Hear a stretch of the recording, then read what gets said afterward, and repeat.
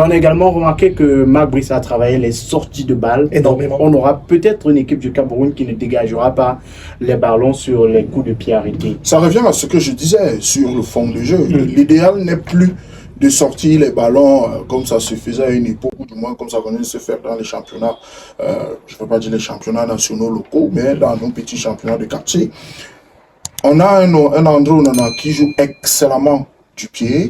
Donc, vous parlez tout à l'heure de Ngare Gadji qui, bon, mais maintenant on veut. Mais qui n'a pas aussi nul, parce que la particularité de Ngare, de quoi qu'on dise, c'est un joueur qui a évolué pendant un bon moment de sa carrière en numéro 6. Oui. Donc, lorsqu'on a été numéro 6, ça veut dire on manie bien la balle. Il est peut-être lourd, lent, mais il n'a pas de problème en termes de jouer le ballon au pied. Donc, l'idéal donc serait de. Et vous savez qu'on a également ce problème, celui de ce que notre équipe, durant les derniers matchs ou les dernières conditions où nous avons été, nous ne montons pas beaucoup avec la balle. Donc il faut maintenant travailler le jeu vers l'avant, le jeu vertical, de telle sorte que lorsque le ballon quitte d'André Onana ou du moins de la défense, qu'il ne sorte pas comme si on le chassait, on s'en débarrassait, mais qu'on construit à partir de notre défense centrale. Je crois que à partir de là, on gagnerait donc ce que je disais tout à l'heure, avoir un fond de jeu agréable à voir. Et on a également remarqué que Carlos Baleba revenait chercher les ballons très bas, parfois même lors des sorties comme de les balles. six modernes. C'est lui un peu la Toni Kroos du genre, parfois il se mettait entre les deux défenseurs. Oui. Vous savez, c'est le jeu à l'anglaise et celui qui est expert en ça, c'est son entraîneur du Zerbi. C'est un système et il a bien fait de le dire. On a un André Onana qui maîtrise parfaitement ses sorties de balles au pied. Vous avez un Baleba qui maîtrise ses sorties de balles propres. Vous avez un Zambouangui, ça techniquement très à l'aise, même si parfois on a l'impression qu'il fait lourd. Même pas lourd, mais qu'il en fait un peu. Il a toujours parfois le geste de les London, comme les Camerounais. Parfois le geste de trop, mais pourtant très à l'aise techniquement. Je veux dire, capable de te faire un jeu à une touche de balle. Et à un moment donné, ça se faisait. Il faut seulement mettre un peu plus d'impact. Moi, personnellement, tout à l'heure, vous m'avez posé la question sur le 11 probable. Vous m'avez pas posé la question sur mon 11. Si ça avait été mon 11, avec Baleba, moi je préfère un garçon comme Onla. Hier, on l'en a quand même vu, vous savez, Onla c'est ce joueur-là qui joue beaucoup plus vers l'avant. Ça veut dire, il a une facilité de passe, il est direct dans son jeu. La dernière Coupe d'Afrique des Nations à laquelle il a pris part, je crois qu'il était sorti meilleur passeur. Au Cameroun. Oui, je dis, il était sorti meilleur passeur du Cameroun avec 3 passes décisives. C'est pour dire que c'est un garçon, il joue direct. Il est un milieu de terrain, mais il joue direct. Il n'a pas un jeu, il n'a pas de superflu dans ce jeu. Il joue direct. On a besoin de ça. On a déjà un Baleba qui fera beaucoup le boulot physique. Il va ratisser les balles. Zambo qui donnera un peu. Et si on ajoute avec un joueur comme Onla qui peut traverser les lignes, parce que pas qu'on dise, on ne passera pas tout notre temps à poser le ballon. Parfois, il va falloir faire un jeu long sur Mbemo ou alors sur Mkoudou, ou même pourquoi pas vers la pointe de l'attaque. Et avec un garçon comme Onla, ça pourra se faire. Moi, je dis, il y a peut-être, on ne va pas se le cacher, l'ambiance est très tendue. Parce que les internautes qui nous suivent ont dit peut-être qu'on fait fi. L'ambiance est très tendue entre la FECAFOOT et le MINSEP. Les joueurs essayent quand même de se mettre dans une bulle, loin de ces problèmes. Mais malgré cette bulle, on sait peut-être que ils ressentent certainement les secousses.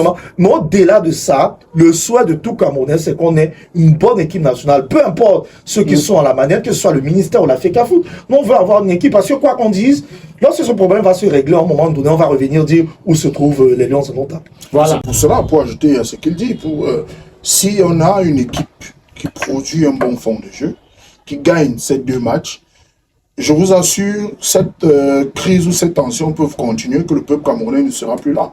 Ou alors ce peuple camerounais sera désormais centré sur les Lions et Noirs, cette équipe qui gagne, voilà, et puis... Et dis-moi, je vais même aller un peu plus loin. Ce que je ne souhaite pas, imaginons même des fêtes, parce qu'il faut dire la vérité. Si on s'incline, mais on se rend compte qu'il y a évolution. Il y a du contenu, il y a de la qualité.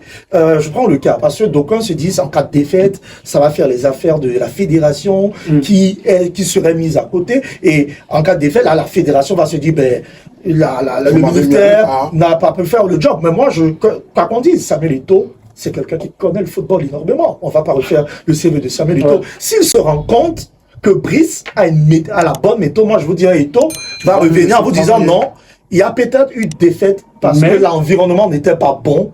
Laissez-moi travailler avec ce Brice et ce Brice nous donnera les résultats. Encore qu'il faut rappeler que lors de cette face à la presse, lorsqu'il a présenté les excuses, il a demandé au peuple camerounais d'être indulgent. Je suis La défaite pourrait arriver. Il a dit il souhaite la victoire, mais il peut avoir des faits. Voilà. Donc, il a demandé au peuple, aux fans, d'être indulgents avec Marc Brice parce que on reconnaît tous que travailler dans ces conditions, c'est pas évident. Et surtout que le Cap-Vert n'est pas un morceau facile à voir. Voilà. Surtout pas, qui nous a toujours secoué, il faut le dire. Voilà, et il faut également dire que le gros débat actuellement dans la tanière, non, loin de la tanière, c'est le brassard. Qui portera le brassard des Lions indomptables du Cameroun lors de cette rencontre-là? Beaucoup de noms sont cités, mais le capitaine actuel, Franck, c'est Vincent Aboubakar. Oui, Vincent Aboubakar reste le capitaine des Lions indomptables. D'après les derniers textes, et notamment lorsqu'il est titulaire, il aborde le brassard. C'est vrai que durant la dernière Coupe d'Afrique des Nations, ce brassard a été abordé par Franck Zamboanguissa compte tenu de la blessure de Vincent Aboubakar. Maintenant, le débat se pose depuis un certain moment avec l'émergence d'un joueur appelé André Onana, qui sur le plan du leadership, on a l'impression qu'il a pris des galons. Sur le plan de la reconnaissance internationale, il a pris des galons, notamment, il évolue quand même du côté du championnat le plus médiatisé, la Première Ligue. Manchester United, l'un des clubs les plus emblématiques du monde, c'est le tout premier club de football à être coté en banque. Ça veut dire que c'est pas coté en bourse, c'est pas n'importe quoi. André Onana, et aussi on a l'impression qu'il est plébiscité par le gouvernement ou alors l'État du Cameroun. Au regard des audiences qui lui sont accordées, on a l'impression que c'est le choix de l'État. Et surtout que les entraîneurs, lorsqu'ils arrivent dans une équipe, aiment souvent marquer une rupture. Et lorsqu'on parle de rupture, ça passe aussi par le capitanat. Et quoi qu'on dise, Marc Brice, bien qu'il soit belge, est un flamand, ça veut dire la partie de la Belgique proche, limitrophe aux Pays-Bas. Donc il s'exprime bien en néerlandais, et on sait aussi qu'André Onana, pour les années qu'il a pu passer du côté de l'Ajax, d'Amsterdam, s'exprime bien aussi en néerlandais. Le capitaine qui est censé être le relais entre le coach et les joueurs, je crois qu'André Onana jouera bien sûr. Maintenant, une fois cela dit, est-ce que le climat actuel est propice pour un changement de brassard? À mon avis, non. Parce que nous sommes à une période où il y a un conflit entre deux institutions. Onana n'a pas pris position, mais on a l'impression, lorsqu'on voit sa proximité, qu'il aura un parti. Si on donne le brassard à André Onana, quel message cela va passer? Peut-être diviser les troupes. Oui, et Onana, pour le moment, n'est pas la personne la plus, je vais dire quoi, qui fait l'union sacrée autour de l'équipe. Forcément, donner le brassard à Onana serait passer un message qu'une faction a remporté le combat, qu'il est le porte-étendard d'une certaine faction. C'est quelqu'un, pour le moment, qui est clivant. Permettez-moi l'expression. Lui-même, il ne l'est pas. Forcément, c'est pas Onana ne souhaite pas forcément qu'il y ait des bagarres, mais il est soutenu par l'une des factions belligérantes. L'une des factions belligérantes, permettez-moi l'expression, même si elle est un peu dure. Donc moi, je pense que pour l'heure, Aboubakar, qui ne, jusqu'à preuve de contraire, n'appartient à aucune des deux factions officielles, peut toujours rester celui-là qui essaie de faire l'union sacrée. Maintenant, on peut peut-être introduire André comme l'un des vice-capitaines, sachant que après dans des années à venir, surtout que la nouvelle donne des années, dans les mois à venir, surtout que la nouvelle donne dans les équipes nationales, c'est de donner quand même le brassard aux joueurs le plus vendables. On le voit avec Kylian Mbappé en France, et on l'a vu avec les Messi, les Samuel Eto'o, les Neymar, parfois qui n'étaient pas les joueurs les plus anciens, les plus capés, mais qui étaient les joueurs les plus vus sur la scène internationale. Ça se fera, mais dans le contexte actuel, je trouve que c'est un peu tôt, qu'on laisse encore le temps à Marc Brice et qu'il se soucie plus sur la qualité de jeu que sur le brassard. Alors, Franck a parlé tout à l'heure du choix de l'État du Cameroun. Qui est la personne qui désigne le capitaine de la sélection nationale camerounaise déjà? Moi, je crois que ça a toujours été l'État, via un communiqué, une note de service ou même un décret. Souvent, c'est même aller plus loin avec le choix parfois d'un ou des joueurs dont le numéro 1 du pays estime qu'il a quelque chose à apporter. On se souvient de Roger Mila à la Coupe du Monde, je crois 84, si mes souvenirs sont exacts, lorsque il est rappelé, puisqu'il était déjà... Il était déjà... Oui, il a été rappelé en 90. Voilà, 90. Bon, c'est vrai que là-bas, c'était Tato. Bon, allez, je vais dire... Il est rappelé, voilà, par le chef de l'État. Donc, ça peut arriver. Mais pour le choix, si on veut parler du plan administratif, c'est beaucoup plus fait par l'État. Mais c'est souvent également le résultat d'un consensus à l'intérieur de la tanière et souvent avec la fédération. On va sur la base de qui peut être un véritable leader sur le plan de la fédération des énergies, des esprits, du caractère, apporter véritablement l'équipe vers la victoire. Et s'il faut revenir à cela, je suis du même avis que Franck, en estimant que pour l'instant, et pour ma part, Vincent Aboubakar est le meilleur profil pour l'instant est la personne qui devrait continuer de porter ce brassard. Je n'ai rien contre toute autre personne, mais André Onana, effectivement, c'est un joueur talentueux, vraiment. Personne ne discuterait son talent à nos jours.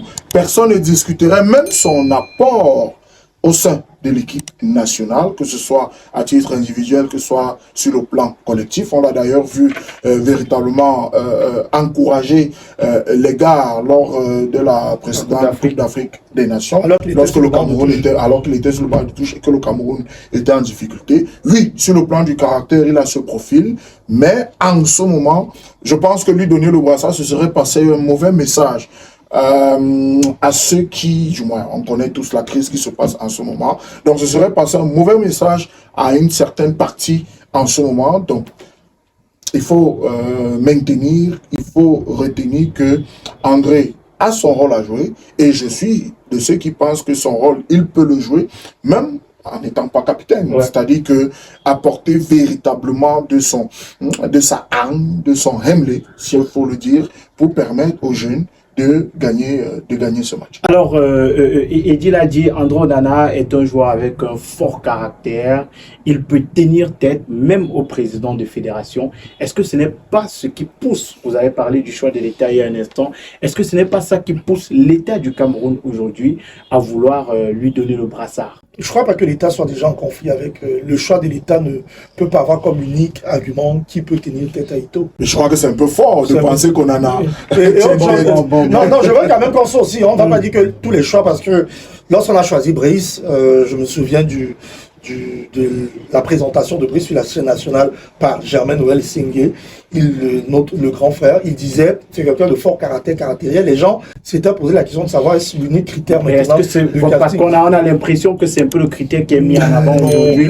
On veut faire le casting des personnes qui vont travailler autour, ou alors qui vont travailler en collaboration avec la fédération. Si tout le monde dans la tanière a un fort caractère, finalement, personne ne jouera plus au ballon. Benjamin Ballon, qu'on parle d'un fort caractère. Non, mais je crois quand même que pour travailler un certain niveau de responsabilité, il faut avoir, je vais pas donner le mot quand même à l'antenne, c'est un peu fort, il faut être un monsieur. Ça veut dire, je voulais parler d'un mot qui commence par C, donc il faut les avoir vraiment. Ça veut dire que il faut être quelqu'un de couilles, vous voulez dire? Ouais. Donc ça veut dire, il faut être quelqu'un, et parlant du capitaine, Zambo a été capitaine, nous sommes tous d'accord que Zambo n'est pas totalement taillé pour ce profil. C'est un excellent footballeur, peut-être pas excellent, c'est un grand footballeur. Il joue bien, mais c'est quelqu'un d'assez réservé. Et lorsqu'on est capitaine, il ne faut pas avoir forcément la grande gueule, mais il faut quelqu'un qui parle, qui soit capable imposant, qui prenne même position dans certaines situations. Capable de frapper du poing sur la table. On se souvient de cette petite anecdote qui fait le tour des réseaux sociaux où Adebayor reparle de l'équipe nationale du Cameroun qu'elle avait impressionné, ou lors de l'entrée des Patrick Boma, tout le monde, Rigobertson qui arrive sur la table, il trouve une table bien dressée, il balance toute la nourriture, tout le monde se lève, il dit « Nous au Cameroun, on ne mange pas ça ». Il passe un coup de fil, un avion vient avec des provisions, il faut des capitaines. En fait, et cela était là pour poser la main du Cameroun, mais Adebayor tremblait, il a quasiment fait pipi sur lui, il était jeune et tout. C'est ça le capitaine, il faut un capitaine parfois démonstratif, et on sait que lorsqu'on est lion indomptable, il faut vraiment, le lion n'est pas un animal qui, le lion impose son respect. Donc moi je suis d'accord que le choix, peut-être parlant, pour répondre à votre question, je crois pas que l'unique argument, ce soit le fait de tenir tête. Eto'o n'est pas éternel. Lorsqu'on parle de capitaine, c'est quelque chose à long terme. Forcément le capitaine restera à l'équipe nationale. Après Eto'o peut-être c'est pour 1 ou 2 mandats. Il ne vient pas s'éterniser à la FECAFOOT. Jusqu'à preuve du contraire, Eto'o n'est pas celui qui viendra, celui par qui la décision du football passera. Pas du tout. Au contraire, si le football camerounais à ce niveau, Eto'o en est pour beaucoup. Parce que, et je crois que l'État est reconnaissant de tous les efforts d'Eto'o, raison pour laquelle, lors de la dernière élection, malgré tout ce qu'il y a eu comme tumulte, on va le dire, l'État s'est battu pour qu'il y ait une certaine transparence, pour qu'Eto'o soit élu. Ça, il faut le dire. Parce que si Eto'o a été élu, c'est parce que l'État l'a aussi voulu. Si l'État ne le voulait pas, et ne devait pas être libre. Il a eu quelques facilités à certains endroits. On ne va pas refaire l'histoire.